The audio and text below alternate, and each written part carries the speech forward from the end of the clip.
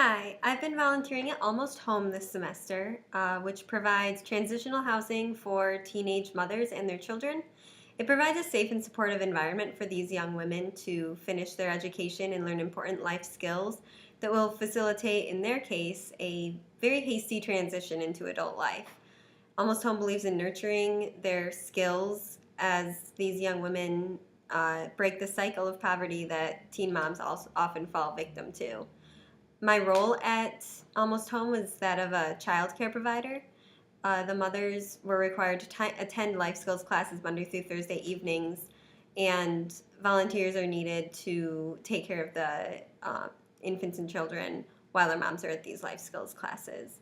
We pass the hour and a half in a playroom with the other volunteers and babies and bring them up a snack at the end, and which was very interesting to me as a nutrition major to see what these babies were getting fed and see how that went. I really loved the nurturing and playfulness of childcare.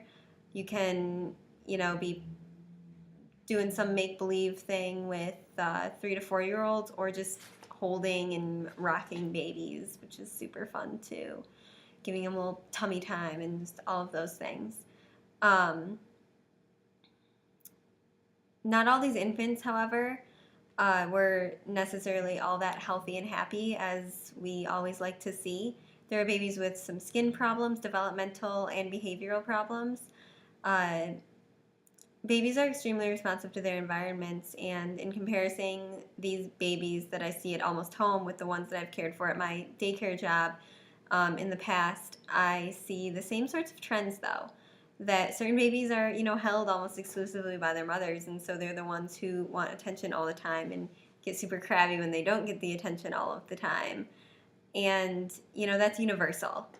And also, there's one little girl who's definitely of a walking age, but she absolutely hates walking, really struggles when you're holding her hands to walk.